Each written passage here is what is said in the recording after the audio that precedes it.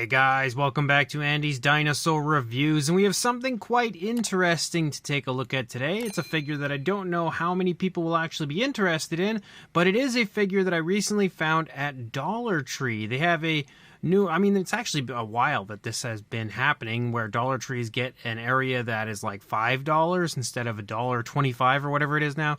My only just got this a few months ago, so there hasn't really been too much cool stuff in there, but I did recently stumble upon a group of dinosaur figures that are in there now, and as you can see, we have the first of the three here to take a look at right now, one of which I actually have, and I have filmed a review for it a long time ago, and when I say long time ago, I'm actually talking a couple of years ago, and I never released the video. I don't know why, I just never got to it. I actually have a whole bunch of videos that I never released, a bunch of reviews I filmed but never edited or released. So now that they are, appearing in Dollar Trees, I guess I might have to actually get that video up on the channel. But you can see these are released by Misco Toys. You can see that up here.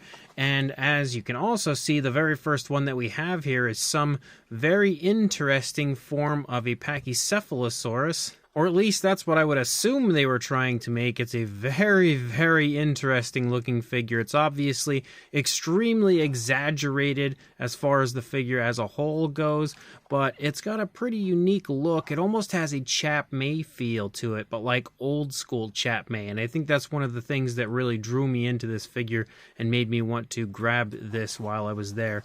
Down here you can see Try Me. It does make some noise. You can also see some of the other figures that are in this line. I don't know if it shows them on the back. Yes, okay, it does. If you look here at the back, you can see the different figures that are in this line of these Misco Toys dinosaurs, one of which is a Styracosaurus, which is the other one that I recently purchased from my local Dollar Tree. But then you also have this one, and this is the figure that I actually had filmed a review for like forever ago.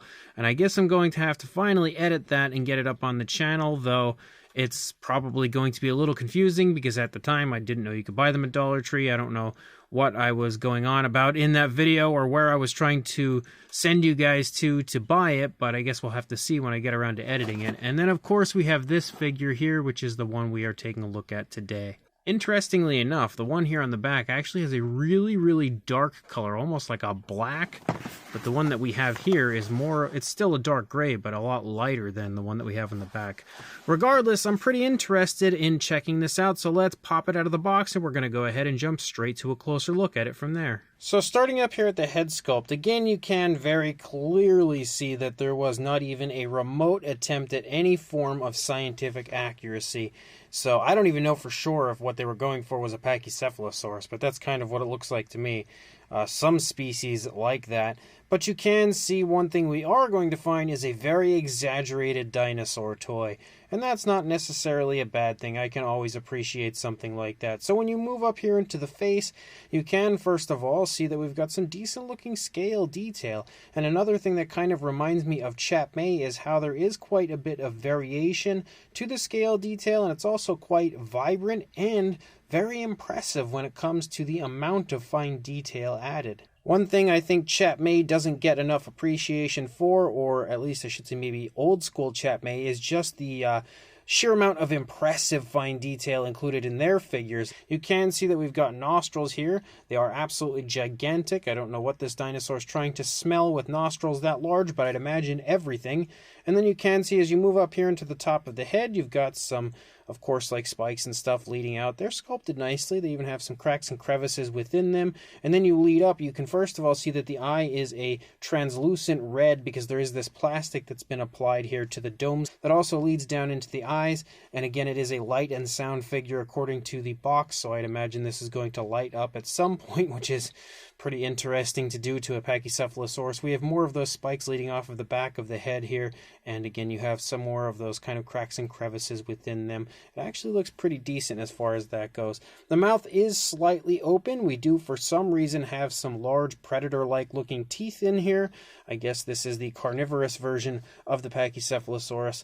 As you move back here, this area of the face is connected pretty poorly because you can see a very large seam here, like very large and very obvious. I don't know if it's the seam Oh, yeah, it absolutely is. Same on the opposing side, so that's not so great. Definitely a little bit of an eyesore as far as the figure goes. We can also see that we've got a screw hole here, so that's a bad sign for this side of the figure. But as you lead back, you again have some more of that kind of armored look here, those like almost like ridges and scoots and stuff here on the back of the body here. You can see we do have some bluish tones picking up and striping down here, which look pretty nice. And some wrinkling increasing to the skin there, especially in the underside of the throat. As you lead down toward the shoulders of our dinosaur, you have a lighter gray running through, kind of leading along the back, and then striping down here, or running down, maybe I should say, down into the chest. You can see it kind of taper away as you lead down into the chest. We have more of the bluish tone randomly showing up here, kind of like a large cluster of those same type of ridges and spikes that we see on the top of the head up here of the dinosaur, of course, as well. You can see right here. And again, some more variation to the scale detail as you move down. Another screw hole, though, as well as another one up here. And then you lead down into the arms, and man, has this dinosaur ever been hitting the gym.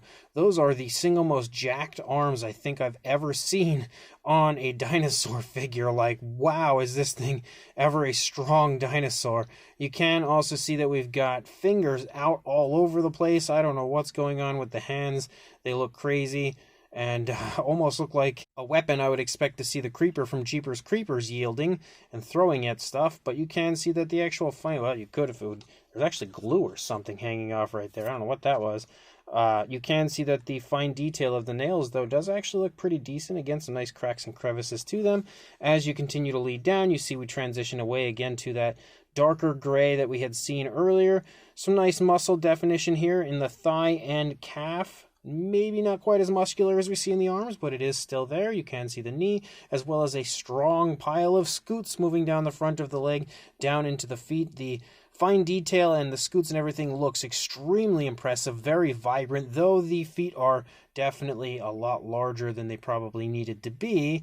And they're also kind of shaped oddly, but you can see that the nails even sport some nice cracks and crevices to them. And then we lead up here into the tail. The tail is nice and short. You do have a few more screw holes as you lead out. A little bit more of that blue, and randomly a few more ridges showing up right there as you lead out along the course of the tail. The underside doesn't really have a whole lot going on as far as detail or paintwork, but there's a little bit down there. And again, you're going to see almost the same thing over here on the opposing side when it comes to the appearance of the figure, except we are now missing those screw holes, which is definitely not a bad thing, but the sculpt, paint, everything else looks pretty much the same over here as what we had seen on the first side of the figure. And you do have a button up here for an action feature, I guess, that we'll check out here in a moment. But obviously, it's definitely not the best version of this dinosaur that's out. Regardless, it is still a very interesting looking figure. We do also have some articulation, which we can see. We have articulation in the neck, but I'm very concerned with moving that because I feel like it's probably going to set the action feature off. We've also got arm articulation, which goes forward and back actually pretty decently. This one's a little stiffer. That's actually, if you go over here, that's as far back as the arm goes, but it does move up pretty high. At least you can see a little bit of a different positioning actually for the arms. And then we also have the articulation of the legs, which that's really about all you get there. Yeah, pretty close to the same thing, maybe a little bit more on the opposing side. No articulation for the tail or anything, and then again the head. So we'll go ahead and try out the action feature, which the button right here is going to give us that action feature.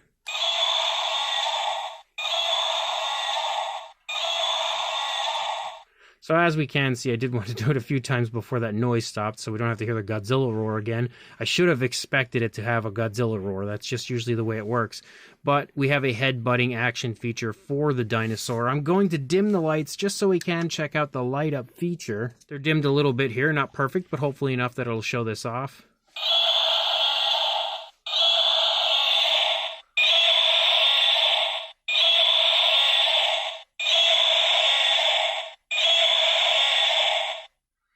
I'm not a very big fan of that noise, even though I absolutely love Godzilla. That noise is used so much for everything, and I really wouldn't expect a dinosaur to have the same noise as Godzilla. And I know it's just the way it is. These companies don't care enough to really come up with, you know, individual noises that they created for their dinosaurs, so they just pick whatever because it's just going to be purchased by some random kid somewhere and played with.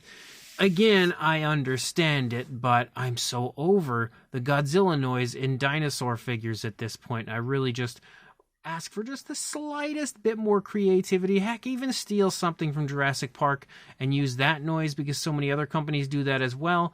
Just enough with the Godzilla noise, please. As far as a size goes, though, lengthwise, if I can keep a hold of it, you are looking at about a little over 9.5 inches, maybe heading toward 9 3/4, or about 24.5 centimeters. And then for a height, the highest point would be the top of the head, just a hair under 6.5 inches, or right around 16.5 centimeters. For a size comparison, there is Mr. Papo T-Rex, the Attack Pack Colovosaurus, and Robert Muldoon, as well as the Collect Day human being next to our Misco Toys Pachycephalosaurus, and you can see that the figure does have a pretty decent size to it, so that is definitely a plus. You are going to get yourself a fairly decently sized figure for $5. You know, that's not so bad, especially if you're just going to give it to one of your kids or grandkids or something. I think they'll appreciate the fact that it does have a fairly good size to it. Now, lately, I've been trying to incorporate way more comparisons than I used to. However, this time around, I don't feel like we really need them. I don't see a major interest in people, you know, for this figure as far as, like, adding it to a collection that they want to be, like, all the same scale or anything like that, because it is so ridiculous looking. I can't see that being a thing. I don't know that people are really going to care so much about the size and scale of the figure. But just for one more comparison, here is a Mattel Velociraptor and Dilophosaurus, just to kind of give you one more idea of a size. So this Misco Toys Pachycephalosaurus, I guess it is an interesting figure. It's definitely not going to be one of the best figures of all time, that's for sure, but it is still kind of cool, and the fact that it is that very exaggerated, very Chap Mei-ish style is kind of appealing, at least to me. I am a collector of old school Chap Mei dinosaurs. I absolutely love them, if I'm being honest. So because this has that old school Chap Mei look, which for all I know, maybe it is a figure that was once in the Chap Mei line. I'll have to look into that because it very much so looks like it could have been. I really do like it. I just think that it has such a cool, unique look to it that it is very appealing to me, even if at the same time it is a little bit ugly. The paintwork isn't that great. You know, we definitely could have done a little bit better, I think, as far as that goes, but the tones of color do look pretty cool and they play off of each other nicely. There just isn't much to it when it comes to the paintwork. The light up aspect isn't something that I'm personally a big fan of. On certain, you know, dinosaurs and stuff, I think it can look okay. Like if you have just the eyes light up, I think it can look cool and stuff. Or like a sail on a Spinosaurus, that can be pretty fun, and I can understand why companies do that because kids definitely eat that kind of thing up.